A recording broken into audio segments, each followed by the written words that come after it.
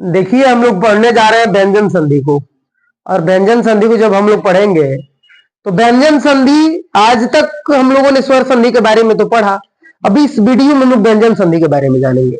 और व्यंजन संधि की परिभाषा की बात कर दें तो कहते हैं कि व्यंजन संधि जो है, व्यंजन वर्ण के बाद अगर स्वर मिलता है या व्यंजन मिलता है, या तो स्वर को मिला दे या व्यंजन को मिला दे, ये दोनों जब स्वर व्यंजन से जाकर मिलेंगे तो व्यंजन संधि का निर्माण होता है।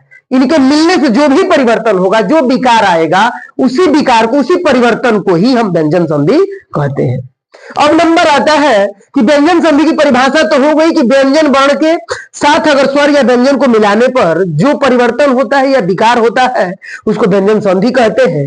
इसके बाद अब व्यंजन संधि के प्रकार की बात करते हैं। तो हिंदी भाषा में इसके कोई विशेष प्रकार नहीं होते, संस्कृत भाषा इसकी 6 प्रकार बताती है। अब नंबर आता है कि हिंदी भाषा में अगर बात करें तो कुछ नियम इस पर रखे गए हैं। जैसे पहला नियम यही कहता है कि प्रत्येक वर्ग का पहला वर्ण, प्रत्येक वर्ग का पहला वर्ण यानी क च ट त प, अगर वर्गों की बात कर ले तो यहां हम लिख सकते हैं ऐसे कि प्रत्येक वर्ग का पहला वर्ण। तो प्रत्येक वर्ग के पहले में हम कह सकते हैं क वर्ग, च वर्ग, ट वर्ग और ट वर्ग, इसके बाद प वर्ग। ध्यान दीजिएगा, अब ये हमारे 5 वर्ग हैं।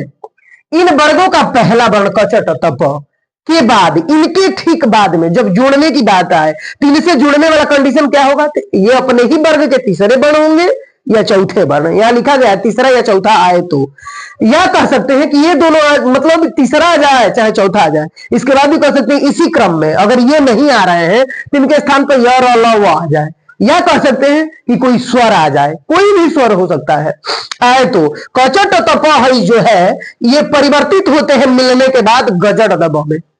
यहां लिखा है क च ट त प परिवर्तित होगा गजड़ दब में, यानी कह सकते हैं कि गजड़ दब वाला वर्ण शब्दों के बीच में आएगा और वही टूटेगा। ग रहेगा तो क में, ज रहेगा तो च में, ड रहेगा तो ट में, द रहेगा तो त में और ब रहेगा तो प में। ऐसे ही टूटते हैं। जैसे उदाहरण के तौर पर देखा जाए तो कह सकते हैं कि लिखा है दिगंबर, दिगंबर में ग बीच में है। ग अब कहा मैंने कि ये अपने ही वर्ग का तीसरा वर्ण है। कौन सा वर्ण है? तीसरा है, यानी क ख ग तीसरे नंबर का, तीसरा नंबर का वर्ण टूट गया किसमें? क में। तो हम कह सकते हैं दिक धन अंबर बराबर दिगंबर। ऐसे ही है दूसरा अजंत, ज है, च छ ज तीसरा वर्ण, ज टूट गया च में, अच धन अंत।